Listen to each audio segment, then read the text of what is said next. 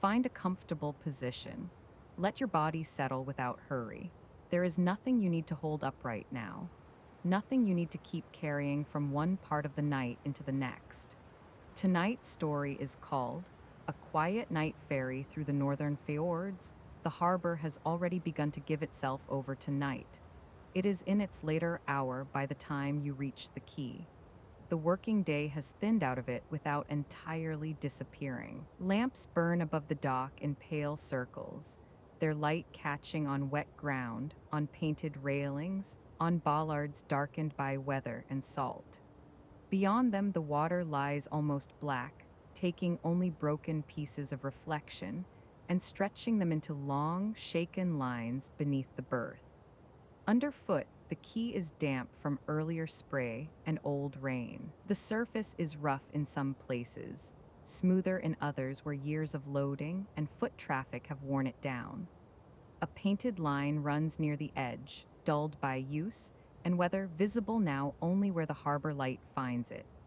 Close by, a coil of rope rests against a low metal fixture, its outer strands darkened with damp, the loops holding their weight without slackening. The air carries the chill that belongs to open water after dark. It is not cutting wind, not weather that drives at the body, only the steady cold of salt air moving over the harbor, enough to settle at the face and hands and work quietly into the outer fabric of your coat. The backs of your fingers feel it first, then the tip of your nose, then the place at the front of the throat where the collar does not fully meet the skin. Your steps sound small here, not muffled as they might be on snow or grass, but flattened by damp concrete and open space. Each footfall meets the quay and leaves it again without echo. Now, and then something metal answers from further along the dock, a chain shifting once, a loose ring against a post, some minor movement too slight to become a disturbance. Most of the time, there is only the measured rhythm of walking, the faint pull of coat fabric at the shoulders, and the black water moving almost invisibly below the edge of the berth. Ahead, the ferry waits against the dock. At first, it is only a larger darkness among the harbor lights, its shape interrupting the pale reflections on the water. Then, as you come nearer, the structure of it begins to separate. A row of windows holds warm light above quay level. Below that, the hull rises in a dark painted wall, its surface catching only a little of the dock lamps in softened streaks. Higher up, more windows stand lit in quiet rectangles, enough to suggest rooms already prepared for the crossing without revealing very much inside them. The vessel does not seem dramatic. That is part of its reassurance. It looks built to go on through weather and darkness without needing to prove anything. It stands where it should stand. Its lines are clear. Its mass is close enough now to be felt not as spectacle, but as steadiness. The mooring ropes that hold it at the berth run heavy from the hull to the quay fittings, their fibers thick and taut, their angled pull visible in the harbor light. They do not strain or tremble, they simply hold. A little wash moves under the hull and presses back against it with a low, irregular hush. The water there is darker still, interrupted by fragments of yellow-white light from the windows above and the dock lamps behind you. Every now and then the reflections stretch and break, then come together again as the harbor surface adjusts to the vessel's weight and the quiet movement beneath it. Nothing about it asks for attention in a waking way. It is simply part of the place. Water against hull, rope under tension, light on wet paint, night gathering over the berth. The gangway waits a little further on. Its rail catches the lamp first, then the tread beneath it. Painted metal, worn in places by boots and weather with darker edges where damp has settled more fully. From here it is only a short incline between quay and vessel, but already it marks the change to come. Land on one side, the crossing on the other. You keep walking toward it, the harbor remains orderly around you. A line of railings. A stack of crates further off now only shapes in the dimness. A service door shut against the night, another lamp burning over part of the dock and leaving the rest in softer shadow. None of it feels empty, only reduced. The hour has taken what was unnecessary and left the useful part standing quietly in place. Nearer the ferry, the smell of the harbor changes a little. Salt remains in it, but now comes the faint added trace of painted metal and wet rope, of machinery long since quieted at the dockside, of wood and rubber and damp surfaces cooling under night air. The scents do not separate themselves neatly. They rest low together, practical and familiar, belonging to a place where things are tied, loaded, crossed, and carried. By the time you reach the foot of the gangway, the ferry fills most of the space ahead. The hull's paint shows a little more clearly here, darker where wet has deepened it, duller where the light strikes at a flatter angle. A seam in the metal runs along one section. A buffer sits between vessel and dock, thick and black, and already part of the berth's logic. Above, the lit windows remain calm and regular. Whatever lies inside them is warm enough to soften the glass from within, but not bright enough to spill itself outward into the harbor. You place one hand on the rail. It is cold at once. Not painfully so, only enough to hold the outdoor temperature cleanly against the skin and remind you that you are still outside, still between dock and shelter. The metal feels slightly damp beneath the palm, whether from mist, spray, or the settled moisture of the hour. Its firmness is immediate and uncomplicated. Your foot meets the gangway. The surface underfoot is different from the quay, closer grained, more hollow in the sound it returns. Not unstable, only lighter between steps, with the faintest suggestion that what lies ahead is no longer land fixed to stone, but something held beside it and ready to move on when the ropes are released. The body notices this before the mind has reason to linger on it. You cross without hurry, one step, then another. The rail remains cool in your hand.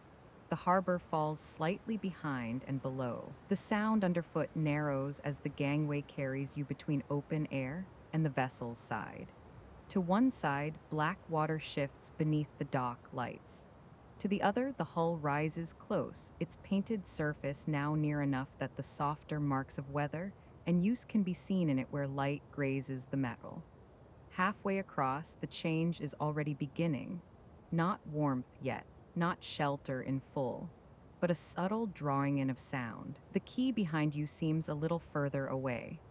The water below remains present, yet less expansive now that rail and hull and the rising structure of the ferry have come close around you. The crossing is short, but it does the work crossings always do. It reduces one world and brings another nearer before you have fully stepped into it. At the top of the gangway, the entry stands open. A doorway set into the vessel's side, bordered by practical metal trim and thicker seals dark against the paint. Warm light falls just beyond it, not bright, not welcoming in any staged way. Only the ordinary interior light of a place already in use, already prepared for passengers to come in from the dock and leave the harbor on the far side of the glass and steel and painted walls. The first warmer air reaches you there. It touches the face and hands before anything else. Not a rush, not a blast, only the quiet indoor difference that makes the body aware of how much cold it has been carrying in the outer layers of clothing. The damp at the cuffs begins to matter less. The chill at the knuckles loosens first, then the skin across the cheeks. Just inside the threshold lies a mat heavy enough to catch moisture from boots. Its surface is darkened in places where earlier passengers have crossed before you, leaving wet traces that are already drying at the edges. The rubber border holds firm against the floor. Beyond it, the vessel's interior begins in narrower, more contained lines. Wall panels, a strip of floor runner, a window gone dark with night beyond it, a brass fitting catching a dim point of light. You step inside. The harbor does not vanish at once, but it changes sides. A moment ago, it was on your skin, in your breath, on the rail beneath your hand.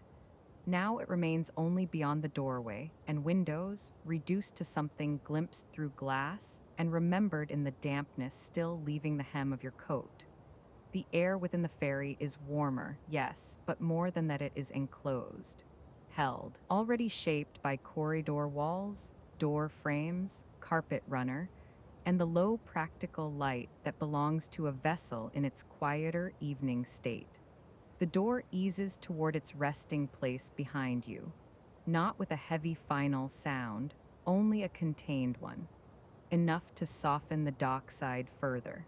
What remains from outside now is mostly visual. A slice of harbor light through thicker glass, the dark suggestion of quay and water beyond, the sense of the berth still there but no longer immediately around the body.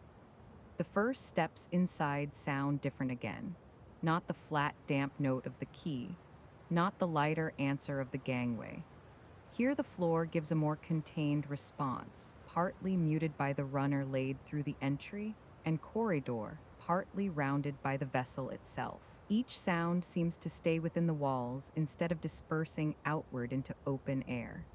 The corridor ahead is not elaborate. That, too, is reassuring. Paneled walls in a warm-toned finish run along either side.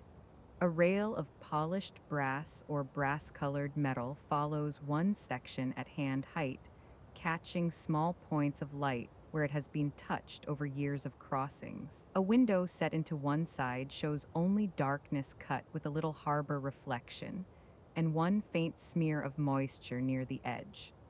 On the other side, a closed door and a recessed alcove make the passage feel narrower and more interior, more fully part of the vessel. The warmth here has had time to settle. It is not heavy or stale, only stored. Caught in the panels, the carpet, the thicker air of a place shut against the water, and the hour outside. Even the smell changes with it. The harbor salt remains faintly on your coat and in the memory of the dock, but the vessel's own interior rises around it now. Dry upholstery somewhere further in, polished wood or varnished panel, a trace of heated air, perhaps the lingering scent of tea or coffee carried through earlier and long since grown. Quiet in the corridor. Somewhere deeper in the ferry, a door closes softly. Further off, something gives a low metallic answer, and then stillness returns. No one is hurrying. No loud voices pass through the corridor. No announcement breaks the air. The vessel feels already gathered into its night pattern, the brighter parts of travel gone, leaving only the practical order that remains when people have mostly found where they are going, and the crossing has begun to belong more to time than to activity. You move a little further in. The mat is behind you now. The runner beneath your shoes feels drier, steadier. The walls on either side make the passage feel more contained with every step. A lamp set higher along the corridor leaves a warmer patch on the paneled surface, and then gives way to dimmer space beyond, where another turn or doorway promises more of the ferry's interior still waiting ahead. To your right, another window holds almost nothing of the outside, only a little harbor light caught on the glass, a suggestion of the berth still beyond. No real scene to follow. The night and the water have already begun to give themselves over to dark reflection and distance. Inside, that no longer matters in the same way. The body has crossed from open dock to enclosed vessel. The air at your face is warmer now. The damp at the cuffs is easing. The hand that held the rail no longer holds the cold of it. The harbor has become exterior, and the ferry, with its runner, panels, brass, dim windows, and quiet, contained light, has begun to gather around you as something steadier than transit. For now, that is enough. The quay is behind you. The ropes still hold the vessel at the berth. The black water still moves below the hull. But here, in the first sheltered corridor of the ferry, with the harbor reduced to faint light beyond glass, and the warmth of the interior already beginning to replace the cold you carried aboard. The crossing has started to feel less like departure and more like being taken in. You move further along the corridor, and with each step, the ferry stops feeling like something newly boarded and begins to feel more like a world already arranged around the night. The runner beneath your shoes softens your footfall almost at once. At the entry, it had still felt like part of a threshold, something laid down to catch damp and carry people in from the berth. Here it becomes part of the vessel's own order, stretching ahead through the passage in a muted line that gathers the light and quiets every step. On either side, the paneled walls hold their warm-toned finish under low lamps set far enough apart that the corridor is never bright, only steadily lit where it needs to be. A brass rail follows one section of wall, its surface worn smoother where countless hands have passed over it during earlier crossings. Now it catches only a few softened points of light and gives them back without shine. The air is drier here than it was near the doorway. Some trace of harbor cold remains in the outer fabric of your coat, but it no longer belongs to the space around you. The ferry has its own atmosphere now, enclosed, warmed through, faintly marked by upholstery and wood polish and the settled temper of circulated air. Even the sound of the harbor has gone thin. What remains from outside is mostly visual, and even that has begun to weaken. A window on one side shows little more than darkness broken by a smudged reflection of the wall lamp behind you and a strip of paler light where the berth must still lie beyond the glass. You pass a closed door set neatly into the paneled wall. Its handle is metal worn to a softer shine than the surrounding trim, and below it, a narrow strip of brass protects the lower panel where shoes and cases must have brushed it over years of use. Further along, the corridor bends slightly, enough that the entry behind you drops out of view. That small turn changes the feeling of the space at once. The ferry closes more fully around you. There is no longer even the suggestion of the dock at your back. Only passage, lamp, runner, window, panel, the quiet sequence of interior surfaces leading further in. A framed notice rests behind glass on one section of wall, but the words do not draw the eye. Neither does the small number fixed near one of the doors. They belong to the practical grammar of the vessel and need no more attention than a hook or latch or trim piece would need. That, too, is part of the reassurance here. Nothing presents itself dramatically. Everything seems to know its place and function, and to have been doing the same work for a very long time. The corridor opens a little ahead, not into a large room exactly, but into a shared interior space broad enough that the ceiling seems to lift and the vessel breathe more freely for a moment. A few chairs are arranged there around small fixed tables, their positions close enough to feel secure against movement, yet natural enough not to suggest any effort at display. The upholstery is dark in tone, deep blue or green or brown depending on how the lamp reaches it, with the softer sheen fabric takes on after years of coats, sleeves, and evening crossings. One seat back shows the faintest flattening at the top where heads have rested. Another arm is rubbed smoother at the corner. None of it feels worn out, only used well. A lamp stands on a bracket near one wall, its shade drawing the light downward in a smaller pool over part of the seating area. Beneath it, the edge of a table shows a ring from an earlier cup and a fine seam in the varnish where the wood has expanded and settled through repeated seasons of heating and cold. A folded paper lies at one side, left neatly enough that it feels less forgotten than simply no longer needed. Further along, a cup sits empty on a saucer near the far edge of another table, already part of the room rather than something calling for removal. These small remains of earlier use do not disturb the quiet. they deepen it. One cushion bears the slight flattening that comes when many crossings have ended in the same posture, shoulders easing back while a cup cools on the table nearby. The fixed leg of one table is bolted cleanly into the floor, its metal base dulled where shoes have brushed it in passing. A curtain gathered at the side of the wider window hangs in a heavy fold, its lower edge resting just above the sill, the fabric darker where evening light no longer reaches it fully. Even the lamp shade above carries its own small history, the seam a little deeper in tone, the lower rim softened by years of low-lit use. One chair stands at a slight angle to the table rather than neatly squared to it, as though someone rose from it earlier and saw no need to set it right again. They make the ferry feel lived in through time rather than prepared only for this crossing alone. To one side, a bench seat runs under a wider stretch of window. The glass there is darker than a daytime pane would ever be, carrying more reflection than view. The lamp behind you lays a softened version of itself across it, and over that dim reflection the outside appears only in fragments. A black surface that must be water, a faint shifting of pale light from somewhere far across the berth or shore, the occasional whitening of disturbed reflection when the vessel or harbor water moves against itself. Nothing remains long enough to become scenery. The glass gives the sense of distance and exposure without asking the eyes to follow anything there. The shared room is not empty, perhaps, but it is close enough to empty that the difference hardly matters.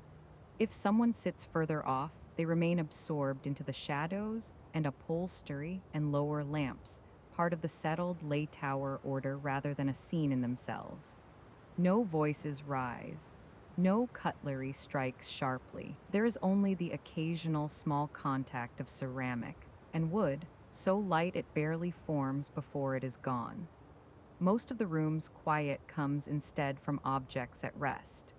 Fixed chairs, dim window, shaded lamp, table edges, fabric seams, and the thickened air of a vessel already carrying its night inward. You move through that space without needing to stop in it. Still, the body registers what it offers. A place where earlier hours might have held tea, a book, a wider wakefulness now past. What remains is softer and lower. The chairs no longer suggest sitting up for the crossing, so much as yielding to it in stages. The tables no longer feel like places to gather around. They feel like surfaces where cups cool while the ferry continues on through the dark. One of the windows draws your attention for a moment more fully than the others. Not because anything is happening beyond it, but because so little can now be seen there. At the harbor, darkness had still been a place with edges, quay, rope, hull, reflected lamps, the visible side of departure. Here, from within the vessel, the same darkness has deepened past legibility. The pane holds a salt trace near one corner, a thin crescent where moisture dried and left the faintest residue. Across the middle lies the reflected shape of the room itself. Lamp glow, a blurred chair back, a strip of paneled wall. Behind that outside, there is only black water and distance. Far off, one light appears and then nearly disappears again as the angle changes. It could be shore. It could be another lamp at the berth. It could be a light carried on some distant structure beyond the water. It is not important to know. What matters is how little the outside now offers to follow. The fjords, the shoreline, the open distance beyond the vessel have already begun to withdraw behind the glass until they are no longer places to look at, but only depths through which the ferry moves. Inside remains the true environment: reflected lamp, dim upholstery, table edge, contained warmth, the closeness of walls and passage. You stand there only long enough to feel that change complete. Then the vessel itself begins to make itself known more clearly. At first, it is easy to mistake it for silence because it does not arrive as sound in the ordinary sense. It comes through the floor before it comes through the ear. A low, repeating steadiness somewhere under the runner, and panels, too even to be called a tremor, too present to be ignored once noticed. The body feels it in the soles of the shoes, in the slight answering life of the boards beneath the carpeted passage, in the way the table edge and chair arms seem joined to something larger carrying them all. Only after that does the ear begin to separate it. A muted pulse, a low contained working somewhere deeper in the vessel, not harsh, not mechanical in any exposed way. Only the distant, regular fact of the ferry being itself held together by movement, engines, balance, and the hidden labor below the passenger spaces that allows the upper rooms to remain so calm. You place a hand lightly on the back of one chair as you pass. The upholstery is still, but through its frame and the floor beneath it, there is the faintest continuing answer, so slight it might be missed if the room were louder. Here, in the late hour and under the low lamps, it becomes one of the chief reassurances of the crossing. It repeats without variation. It does not jolt. It does not ask the body to brace against it. Instead, it gives the opposite message, that the vessel is already in its rhythm, and that rhythm can be trusted. The body tests this almost without thought. A first awareness, then a second. Then, because nothing unpleasant follows, the need to keep checking it begins to pass. The same is true of the slight movement carried with it. Not enough to sway a standing body noticeably, only the gentlest suggestion that the floor beneath the runner is no longer fixed to land. A subtle yielding, an answering, more sensed in the joints than seen, small enough that the lamp shades remain still, and the cup on the far table does not shift on its saucer. Yet it is there, and once the body accepts it, the acceptance itself becomes part of the quiet. The ferry does not require vigilance. It requires only that you let it carry you. The corridor beyond the shared room narrows again. That narrowing feels natural now, not like leaving one area for another, but like continuing deeper into the vessel's own logic. A short passage leads away from the lounge space. The runner grows slightly darker where the light falls less directly. Wall lamps are placed further apart here, leaving longer intervals of softened dimness between them. The paneled walls continue, though nearer now, and one side of the passage holds a row of doors with small metal numbers fixed beside them. Their handles sit still in the low light. The doors themselves give nothing away. Behind each one may be a berth, a seat, a compact cabin prepared for night crossing. For now, they remain only part of the ferry's more private grammar.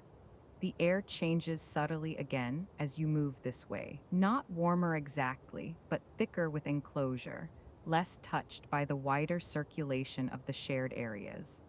The vessel seems quieter here, though the low pulse below remains. Perhaps it is only that the walls are closer, the lamps lower, the windows fewer. Perhaps the body has already begun listening more to the contained interior and less to anything beyond it. Either way, the difference is felt at once. This part of the ferry belongs less to passage and more to remaining. A short stair rises ahead. Only a few steps, carpeted at the center with metal edging where many shoes have passed, the rail at one side worn smoother by years of hands. Above it, another low lamp leaves a warmer patch on the wall, and beyond that light, the upper passage turns out of sight. The stair does not need to be climbed yet to do its work in the episode of the body. It is enough that it exists.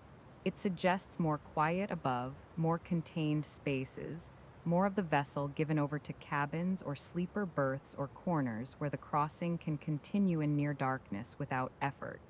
You slow slightly there, not from uncertainty, only because the ferry has already begun to affect time differently. The pulse underfoot repeats. The lamps remain low and sufficient. The glass holds little now but reflection and depth.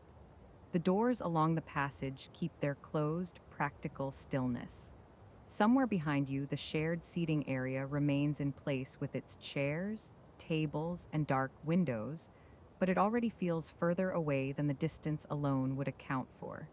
Ahead, the quieter quarters wait without drawing attention to themselves. For now, that is enough. The first corridor is behind you. The public room has softened into lay tower stillness. The outside has fallen almost entirely behind the glass. And here, in the narrower passage with its closer walls, darker runner, low lamps, cabin doors, and the vessel's steady pulse moving quietly through floor and frame, the ferry has begun to gather you more fully into its own night rhythm, while some more private place further on waits to be found. You continue into the narrower part of the vessel, and the ferry gathers more closely around you with every step. The passage beyond the shared room is quieter at once, not because sound has vanished entirely, but because there is less space for it to spread through.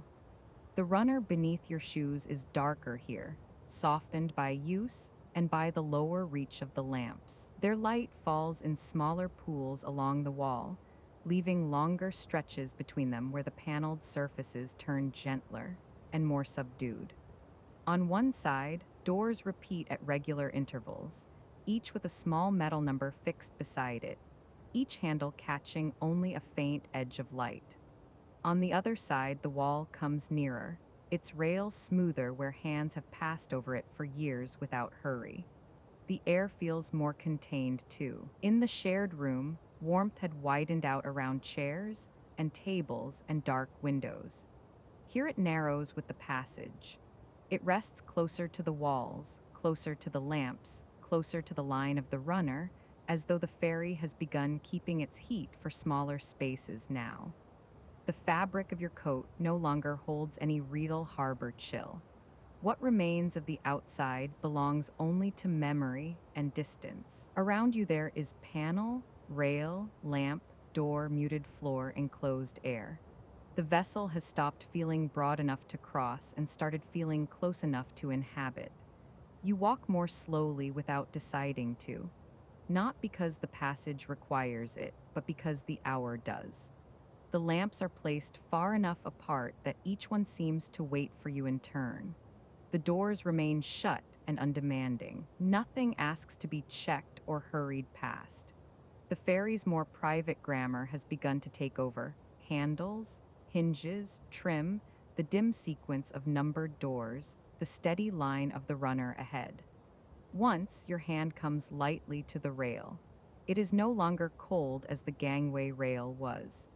The metal here has long since taken the vessel's own interior temperature, neither warm nor cool enough to call attention to itself. It simply receives the hand and gives back the quiet firmness of something often used and always where it should be.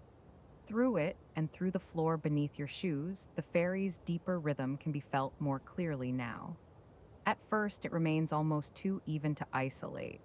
A low undercurrent through the passage, a repeated answer in the frame and runner and rail, not enough to stir the lamps, not enough to shift the doors in their fittings, only enough to remind the body that these walls, these lamps, these numbered cabins, and the passage itself are all part of something moving through water beyond them.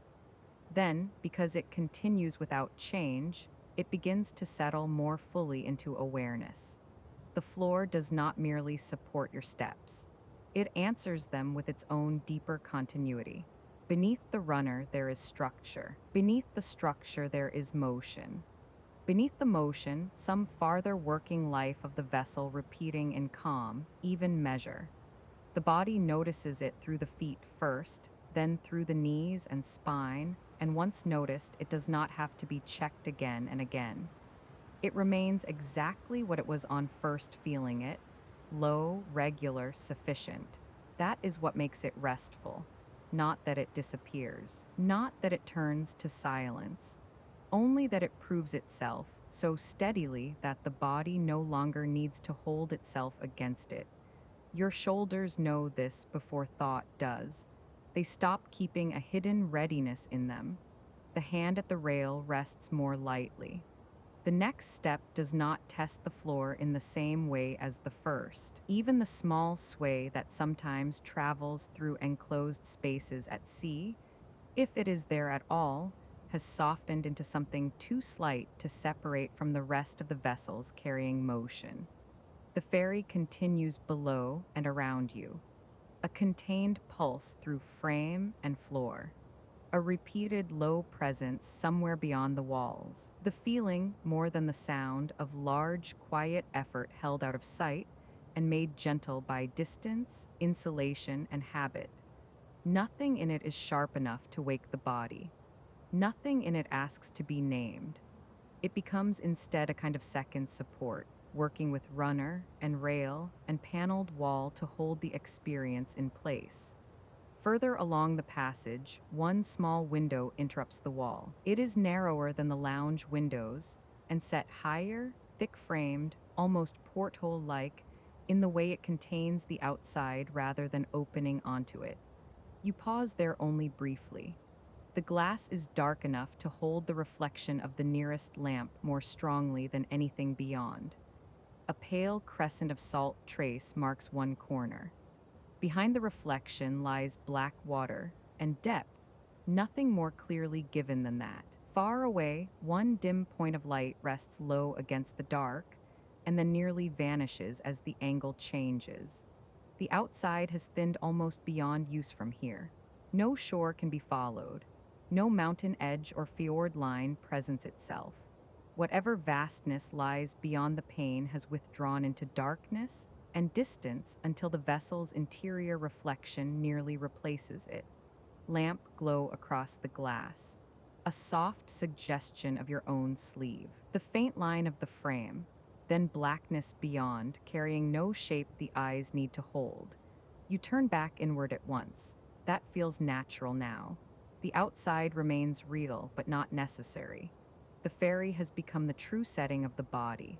Walls, runner, lamp, rail, low pulse, these are the things with immediate meaning.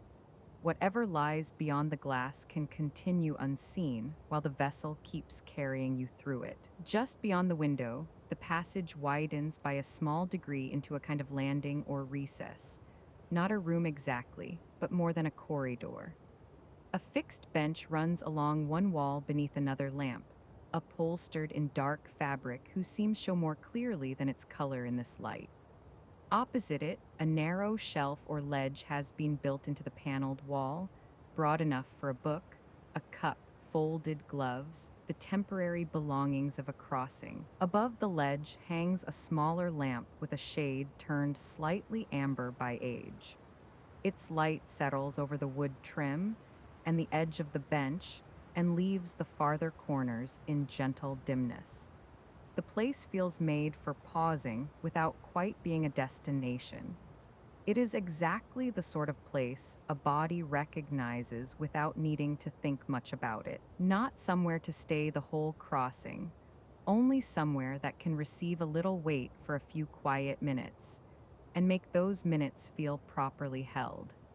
The bench back would carry the vessel's motion differently from the floor, broadening it through upholstery and timber before it ever reached shoulders or spine. The ledge opposite is just wide enough for the small temporary things of a night passage: gloves, a folded timetable, a book set down face down for a while.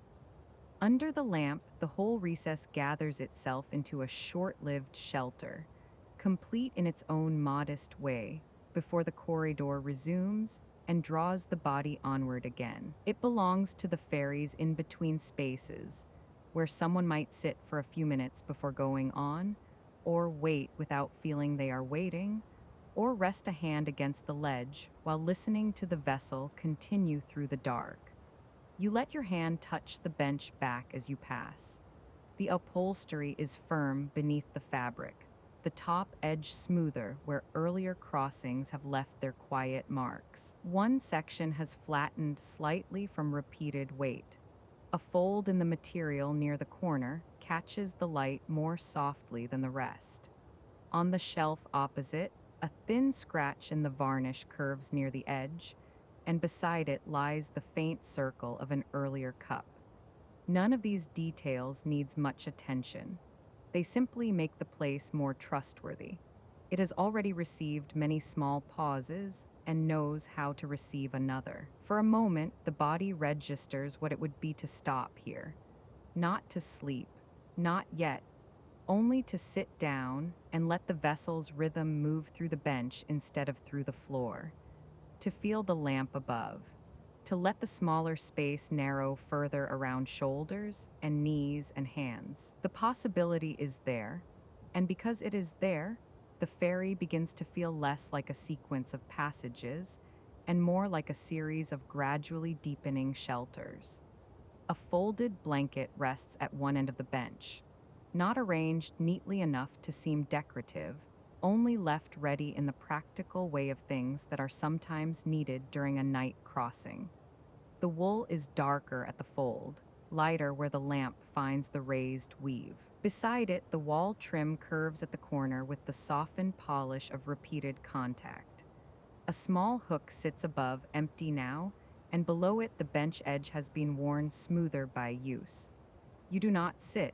The body does not need to. It only needs to understand that such places exist within the vessel's logic, each one quieter than the last, each one more willing to hold stillness. So you continue on. The runner resumes beneath your shoes, and the movement of the ferry is there again through the floor, but no longer as something newly noticed. It has already passed into familiarity. The body does not ask what it is each time it repeats. It simply allows for it now. Step, floor answer, low and closed air, lamp, door. The vessel carries all of it together, so evenly that walking through the passage begins to feel less like moving under your own effort and more like being conveyed through a sequence already prepared in the right order. The walls remain close. The lamps remain low. The doors keep their quiet faces turned to the passage. Somewhere behind you, the landing with its bench and folded blanket has already slipped into the vessel's background. Another pause place now folded into memory. Ahead, the corridor narrows once more, and because the body has already accepted the rhythm underfoot, the narrowing does not feel confining. It feels protective.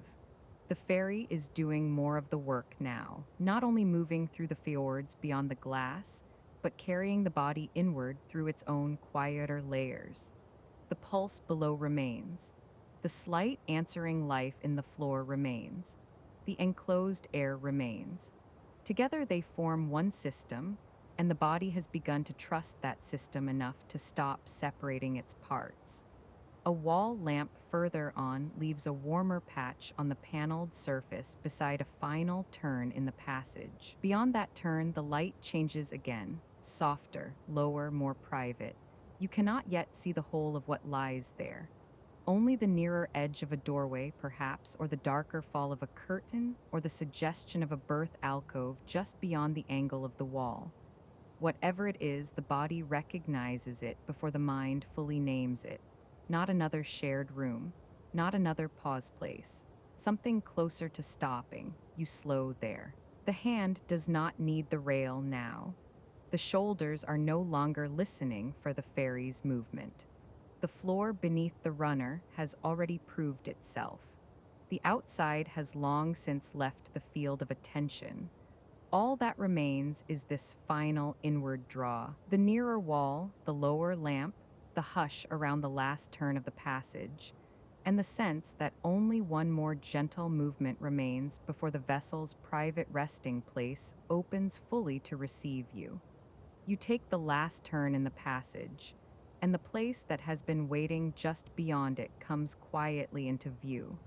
It is not large. That is the first reassurance. The space ahead has the compact usefulness of something made for night crossing rather than for display. A narrow doorway opens into it, with a thicker frame than the corridor walls and a brass-colored latch worn smoother at the thumb.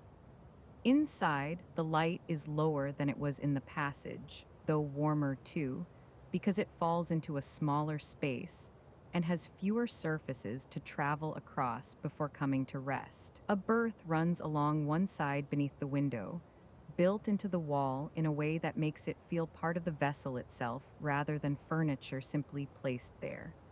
Opposite it, a short ledge and a small hook fixed to the paneled wall are enough to suggest where a coat might go, where a book might rest, where the few belongings needed for a quiet night passage can be set down without fuss.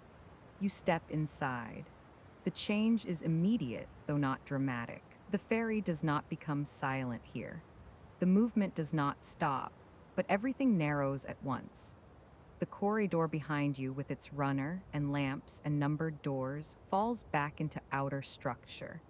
What remains nearest now is berth edge, panel seam, blanket fold, the darkened pane above, the nearness of the walls. The enclosed air has a slightly different quality here too. It is less circulated, less touched by the shared spaces, shaped instead by the smaller dimensions of the room and the materials holding their own stored warmth. Wood trim, upholstery, a little of the dry, contained scent that belongs to blankets long kept indoors. Perhaps the faintest trace of metal from the window frame or berth rail. No one scent rises strongly above the others. They simply make the place feel occupied by many previous nights without feeling stale or overused. The berth itself sits at a height that asks for very little effort. Its mattress is covered in dark fabric, smoother through the middle where bodies must often have rested, and faintly creased near the wall where the bedding has been straightened and pulled back over many crossings. A folded blanket lies near the foot, thick enough to hold warmth, its edges aligned only loosely. There is a rail above the outer edge of the berth, simple and practical, there less to be noticed than to prevent the body from ever needing to think about the movement of the vessel once settled. At the head, a cushion or fixed pillow sits against the paneled wall beneath a small lamp with a shade turned slightly amber by age. Nothing in the room feels decorative. Everything feels exact. The berth cover is smoother through the center than at the edges, where many nights have pressed, and risen from it in the same narrow space. Near the rail, one section of the fabric has worn a little brighter where hands have steadied themselves before lying down or sitting up again later in the crossing. The ledge opposite is duller along its front edge, the varnish softened by the repeated setting down of cups, watches, folded papers, and the few small belongings a traveler empties from pockets before sleep. The wall hook carries one brighter crescent where metal has been touched more often than the rest. Even the lamp shade shows its stitching more clearly on one side, the thread darkened a little with age, as though the room has been used gently but persistently for so long that every surface has learned its role. The ledge opposite the berth is just broad enough for a cup, a book, folded gloves, a watch placed down before sleep. The hook above it shines more brightly in one small place where hands have lifted coats on and off it over the years. Near the floor, the panel bears a faint scuff where shoes have brushed it while stepping in and out. Beneath the window, the wall trim is rounded and smoothed at the edge. These are not the marks of neglect. They are the marks of a small place repeatedly used for the same quiet purpose and made more trustworthy by that repetition. Above the berth, the window gives little back. The glass is dark enough that it holds the room's own reflection first. The lamp's small pool of light, the line of the berth rail, the softer shape of the opposite wall. Beyond that lies blackness, And within that blackness, perhaps the faintest moving suggestion of water or distance, though no clear line remains long enough to be followed. A trace of salt or dried spray clouds one corner. The frame around it is thicker than an ordinary room would need, reminding the body without emphasis that this is not a bedroom on land, but a sheltered place set within the side of a vessel moving through night water. You stand there a moment without doing anything more. That brief pause matters. It lets the room make itself known through scale and proportion before the body changes the space by using it. There is enough floor for two measured steps and the turn of a shoulder, enough wall for the ledge and hook, enough berth for lying down without excess, enough light to see what is needed, and no more than that. The ferry has reduced itself now to a room-sized logic. The long passages are behind you. The shared seating space is behind you. The dark windows and faint reflections and the low pulse under the floors are all still part of the vessel, but from here they arrive only through the shape of this small room. The body no longer has to move through the ferry. It only has to let the ferry close around it. You set one hand on the berth rail first. The metal has the interior's own temperature, neither cool nor warm enough to call attention to itself. It simply gives the hand a quiet point of contact and the immediate certainty that the berth belongs securely to the vessel around it. Through rail and frame and mattress support, there is the faintest living answer from the ferry's movement. Not a shake, not a rattle, only a low continued fact of structure and motion joined together. Your other hand goes to the ledge. The edge is rounded where use has smoothed it, and the varnish there has grown duller over time, not from damage, but from quiet repetition. This is where things are set down. This is where hands rest for a moment while a coat is loosened or a book is placed aside. That small wornness is enough to make the space feel immediately inhabitable. The coat has already warmed with you. Now, in this smaller room, it begins to feel like one layer too many. You ease it open first at the front, then let it slip back from the shoulders in the same unhurried way you would in any place where the body knows it can remain. The fabric no longer carries the harbor. Whatever chill had lingered in the seams and cuffs is gone now, left back in the corridor, left back at the gangway, left back on the quay where the crossing began. Here the coat simply becomes weight and cloth again, something to be lifted from the body and given its own place for the night. You hang it on the wall hook. The hook receives it with the small soft contact of fabric against panel. One sleeve falls a little lower than the other. The hem hangs just clear of the floor. Nothing about the gesture needs precision. The room is too modest and too used for that. What matters is only that the body has one less task to hold, and the space has begun to take in the things belonging to you. A book, if carried, can go to the ledge, or a hand can simply pass over the wood there and leave it empty. Either feels true in this room. What matters more is the blanket. You touch it at the fold and feel at once that same dry density that belongs to wool kept indoors and used often enough to soften without thinning. The top layer lifts easily. The underside is slightly warmer where it has been folded against itself. The weave is not fine in a decorative way. It is practical and close, made to hold heat rather than merely appear inviting. When your hand leaves it, the fold settles back into place with the faintest shift against the berth cover. The mattress waits at an angle that already suggests surrender more than sitting. You turn toward it and place one hand near the wall, one near the berth edge, letting the body understand its dimensions before giving weight to it. The space is close enough that you do not need to lower yourself far. The first contact comes at the backs of the legs, then at the base of the spine as you sit, and then more fully as the mattress receives the body in a slow, even way. It gives less than a bed on land might give. That is part of what makes it right.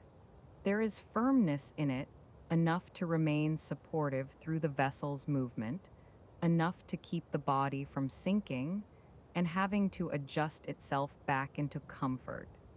Yet the surface has softened in the places where many knights have already pressed it into use. It yields a little more near the center, less at the edge, and the cushion or fixed pillow at the head receives the shoulders first with quiet certainty rather than softness for its own sake. For a moment, you sit only halfway settled, feet still on the floor, hands still helping the body read the berth, the wall close at one side, the blanket within reach, the window dark above. Then, because nothing in the room asks the body to remain upright, you shift back. The berth takes more of your weight. The paneled wall behind the cushion comes nearer through the padding. Your shoulders lower. One thigh turns more fully onto the mattress. The feet no longer need to hold so much of you through the floorboards. That is the real change. It is not simply sitting down. It is the point at which the body stops traveling upright and begins to let the room carry it instead. The ferry's motion, which in the corridor moved through shoes and runner and rail, reaches you differently now. Through the berth, it becomes broader and more filtered. A low, continued response beneath the mattress. A subtle life in the frame and wall, too steady to alarm, and too even to call attention to itself once accepted. The body no longer meets it through balance and step. It meets it through support. You bring your feet up not all at once. One shoe leaves the floor and rests on the berth, then the other. The body turns further inward to the room's logic. Knees ease. The line of the back lengthens. One arm finds the nearer edge of the blanket while the other steadies briefly at the berth rail. Once both legs are fully within the berth, the room changes again. What had been compact now becomes sufficient. The walls feel closer, but in the right way. The lamp is no longer a fixture in a small room. It is simply the near light above the place where you will remain. The window no longer belongs to observation. It belongs to the side of the berth, where darkness can continue beyond the glass without needing anything from you. Even the ledge opposite becomes less furniture than boundary, the place where what is not the body has been set down for the night. You draw the blanket over your legs first. Its weight gathers at the knees and shins before settling more evenly. The wool keeps a little air beneath it at once, and because the room is already warm enough, that held air begins almost immediately to feel like something kept rather than something sought. The blanket is not heavy enough to pin the body down, only enough to let it stop accounting for itself. Your shoulders move further back into the cushion. The support there is different from the corridor's rail or the berth edge under the hand. It receives without asking anything in return. The back of the body no longer needs to perform its own balance against the vessel's movement. The berth and cushion do that together now. The ferry still passes through the structure beneath you, but its motion reaches the body already softened by mattress, blanket, frame, and wall. That is what turns it from movement into shelter. You make one more small adjustment, only enough to find the point where the head can rest without effort and the shoulders can drop evenly.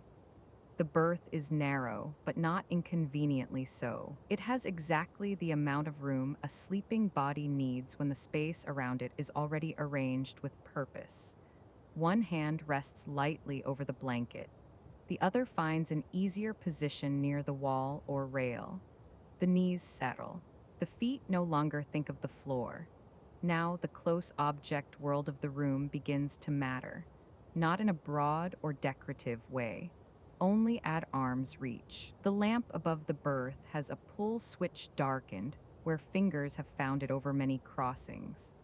The panel seen beneath it is slightly more visible than the others because the light strikes it from one side. Near the head of the berth, a small rail or trim edge has been polished smoother where hands must often have steadied themselves, while lying down or sitting up again later. At the floor level opposite, a faint line marks where shoes have brushed the panel over time. The ledge holds a small nick in the varnish near one corner.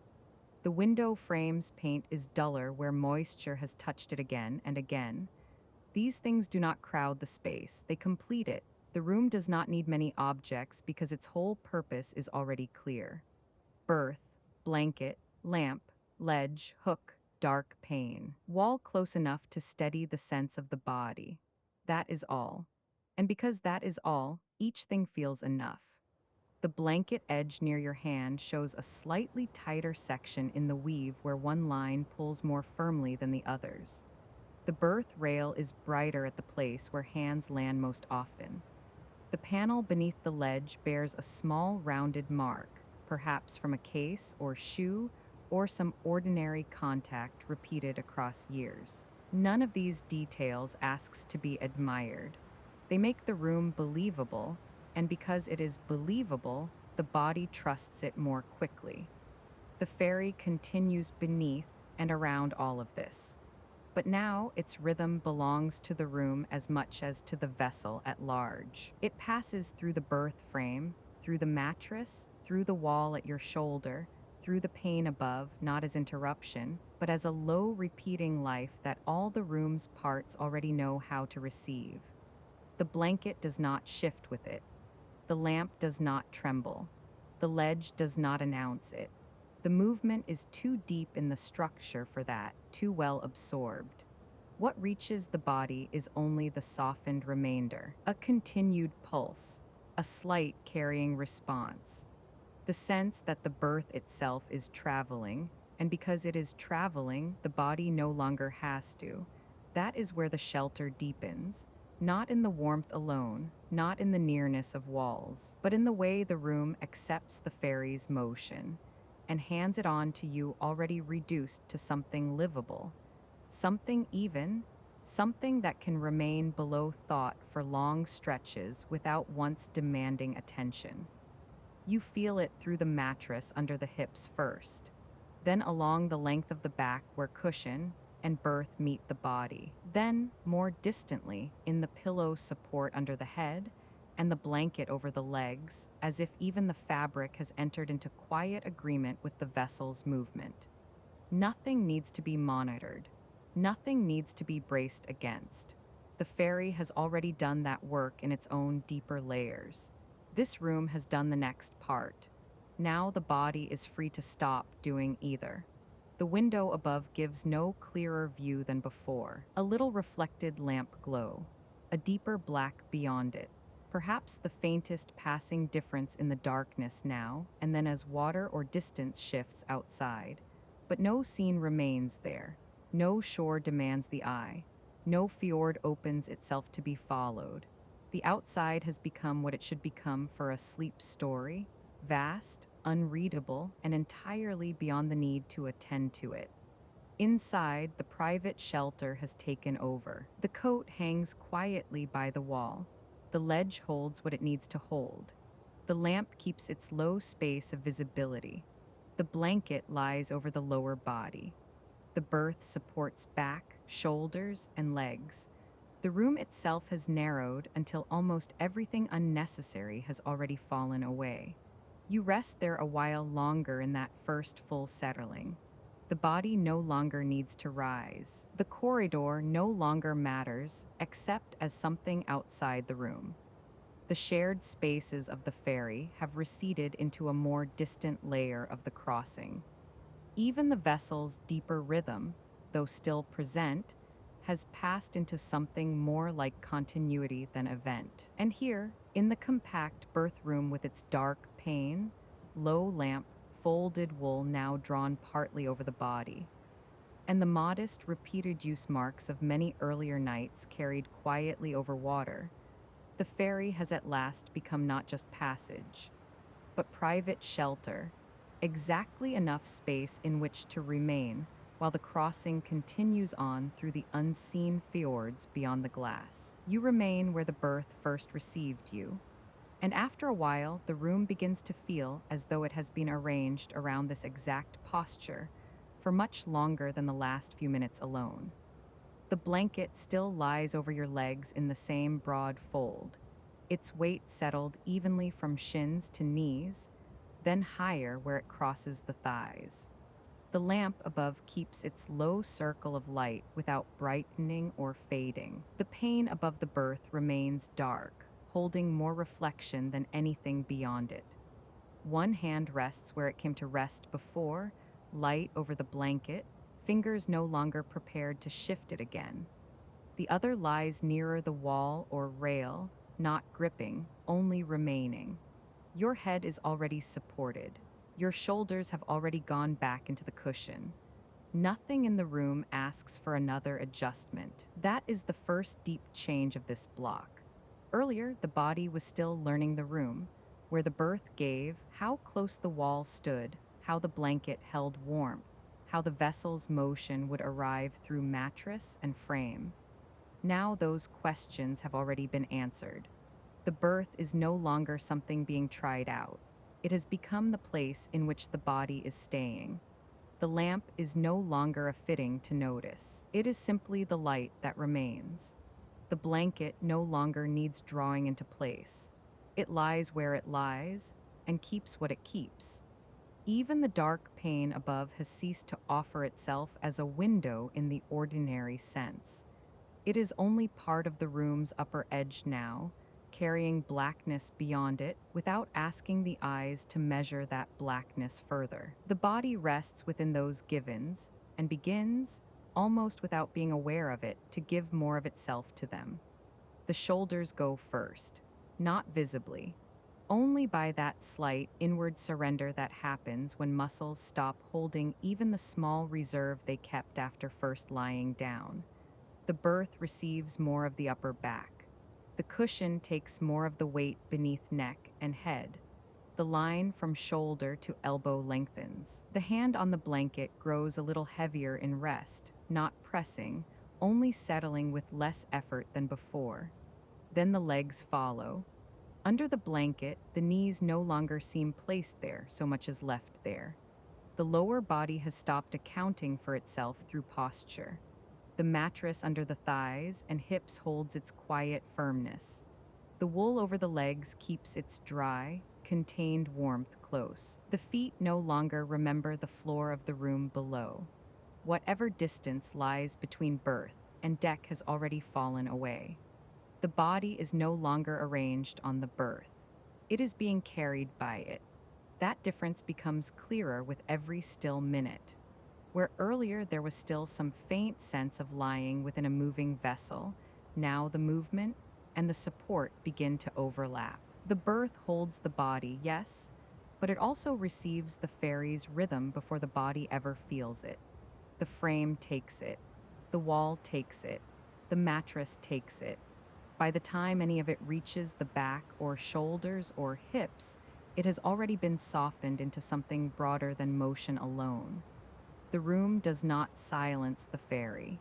It turns the ferry into something the resting body can live inside. A low undercurrent remains beneath everything.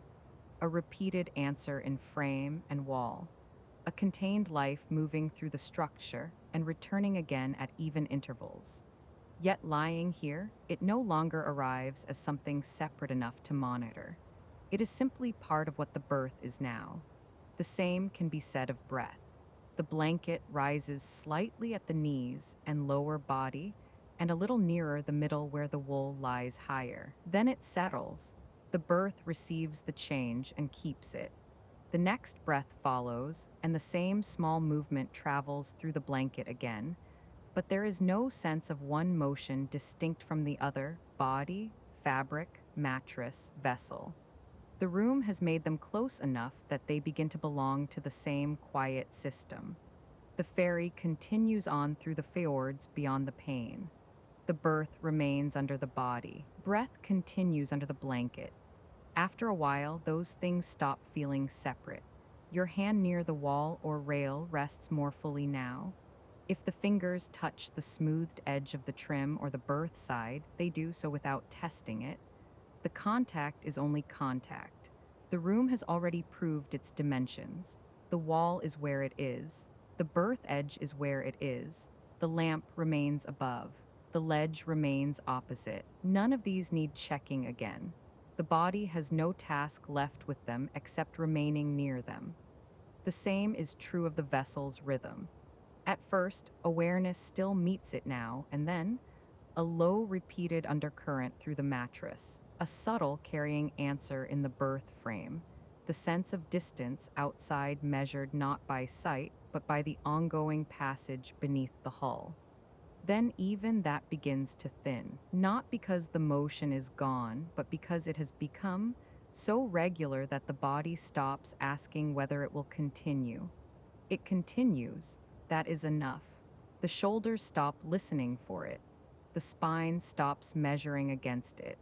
The neck, supported now without effort, no longer keeps any hidden reserve of alertness in case the next subtle change should ask something of it.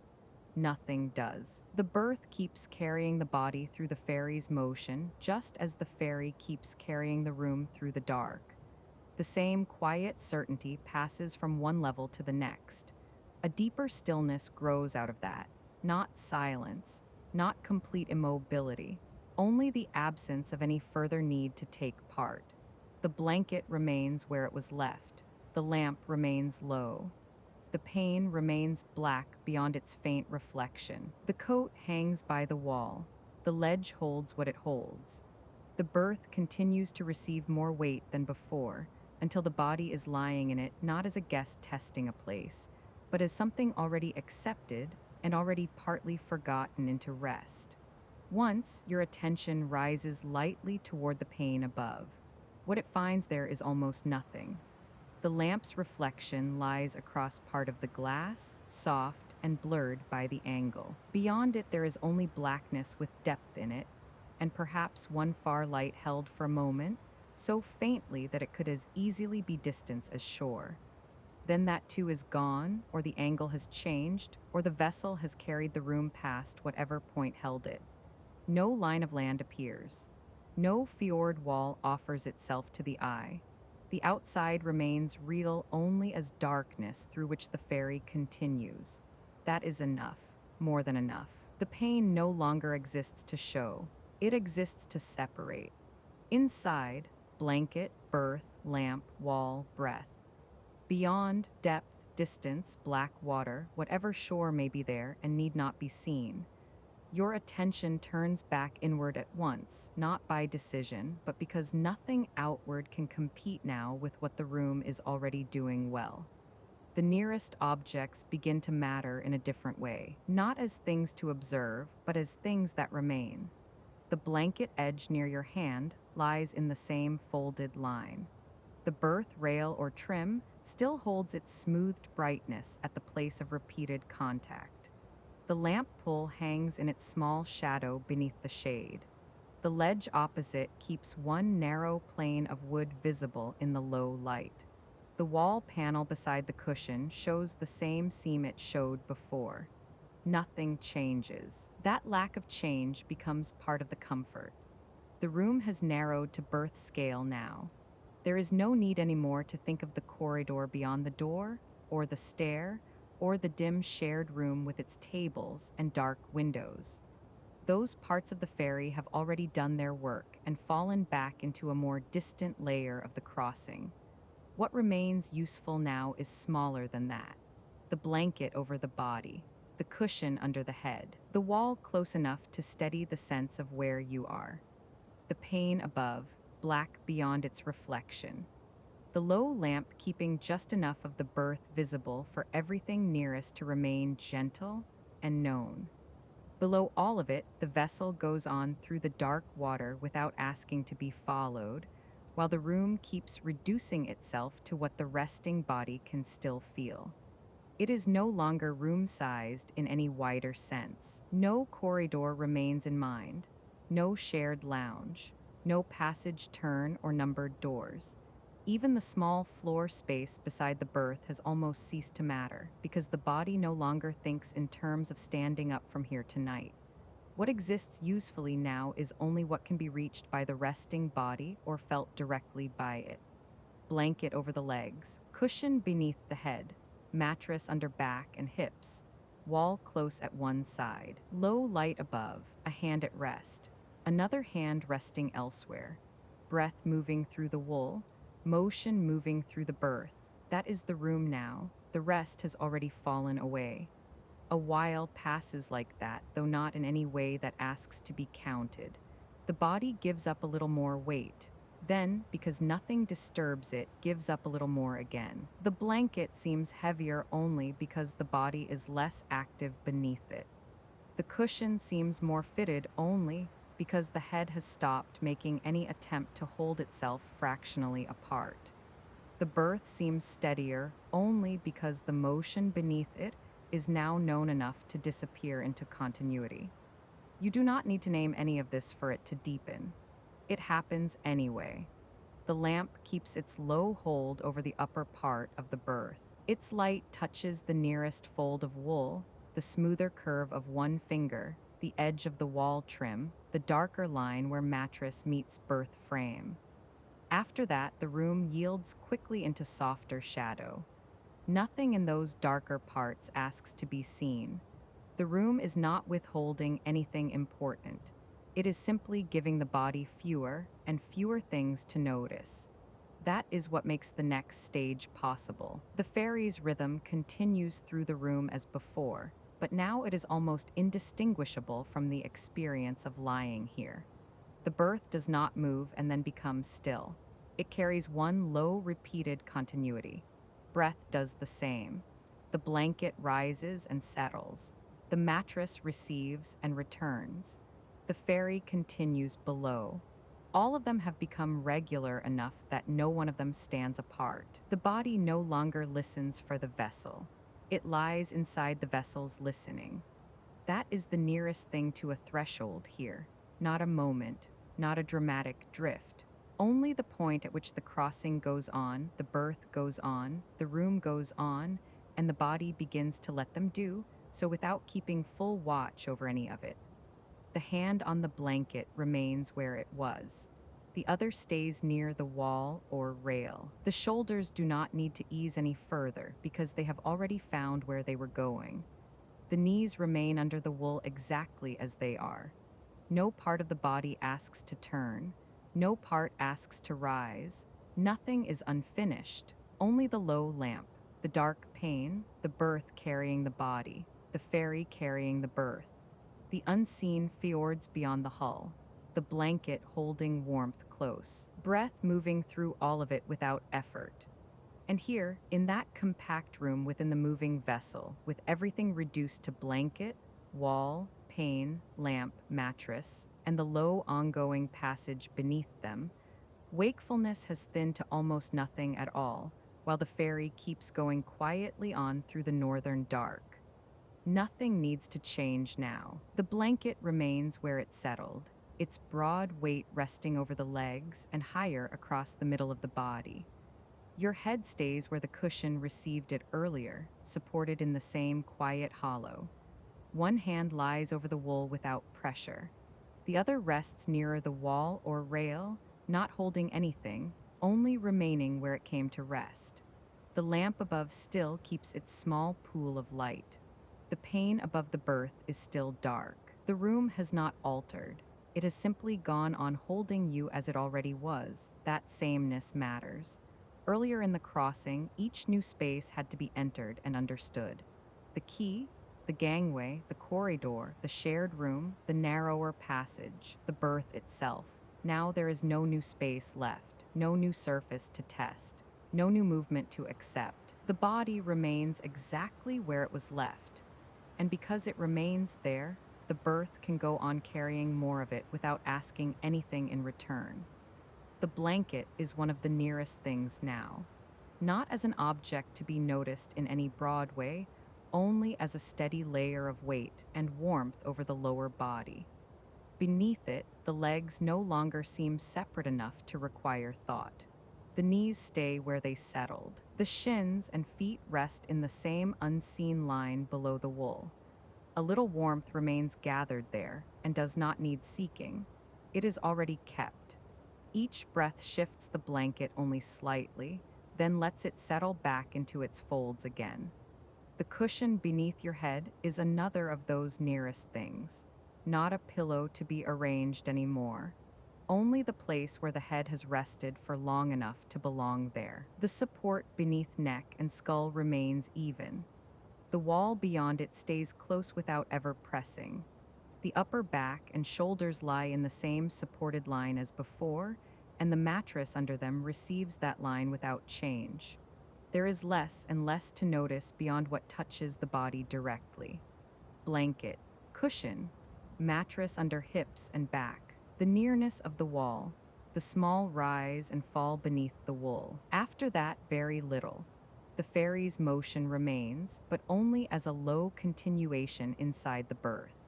It moves through frame and wall and mattress with the same contained rhythm it held before, though now there is hardly any need to separate it from lying here at all.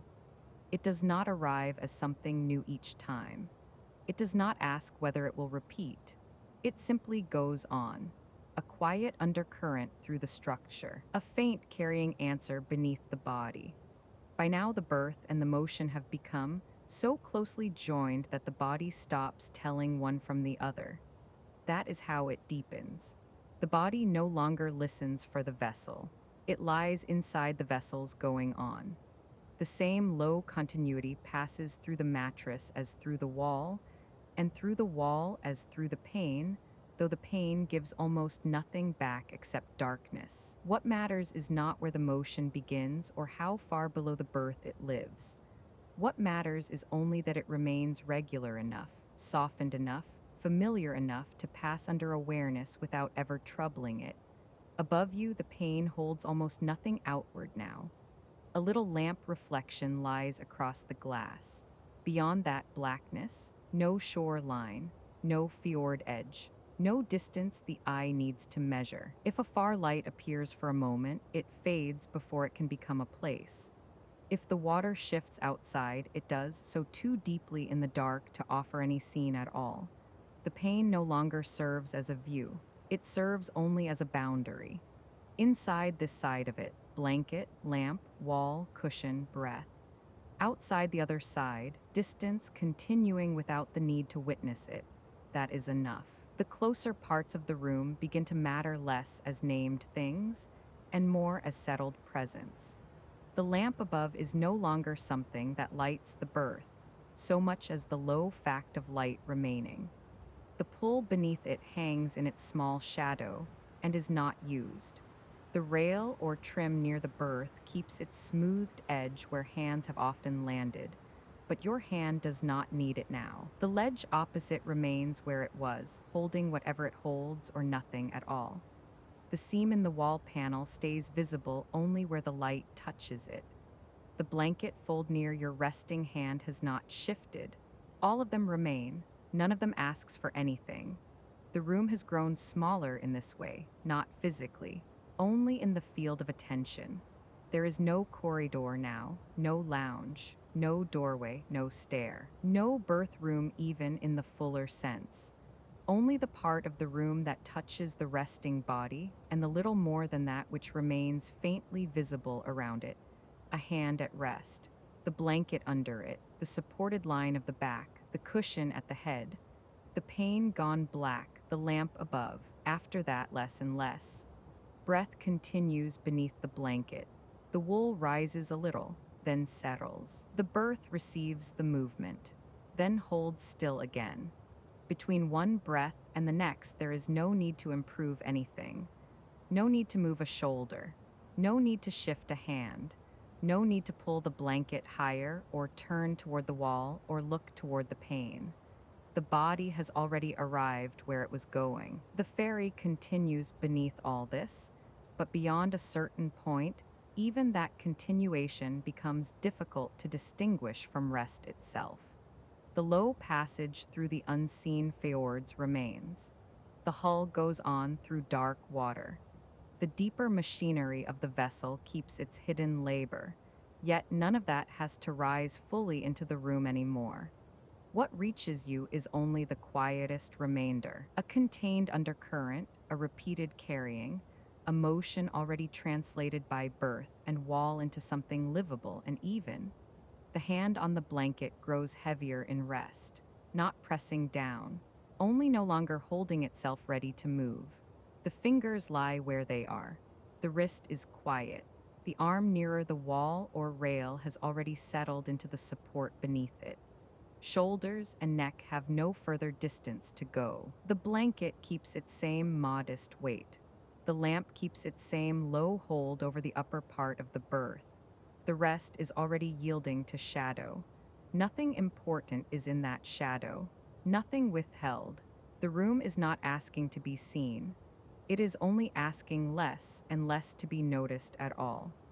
A long stillness passes like that, made of almost nothing more than these few continuities. The blanket holding warmth, the berth supporting the body, the low lamp remaining above, the pane gone black, the ferry continuing without witness, the breath that lifts and settles and leaves everything else undisturbed. If some faint sound forms beyond the room now, it is too far away to enter meaningfully before it fades. If the crossing goes on through wider darkness outside, it does, so without needing the eye. If the vessel carries the berth onward through the fjords, it carries you with it already. What remains nearest is smaller than all of that. The blanket, the cushion, the low light, the wall close by, the hand at rest, the breath beneath the wool, and after that, less to notice still. The lamp becomes almost presence alone. The pane becomes only blackness beyond reflection. The berth becomes simply support. The ferry becomes simply the ongoing passage beneath all of it. Nothing interrupts. Nothing enters. Nothing asks for one last turn of the head, one last adjustment of the blanket, one last thought about where the vessel is in the night. Only the small rise and fall beneath the wool, the quiet weight of the resting hand, the support under head and back, the low continuing passage beneath the room. Then even those distinctions begin to thin, until there is almost nothing left but being carried.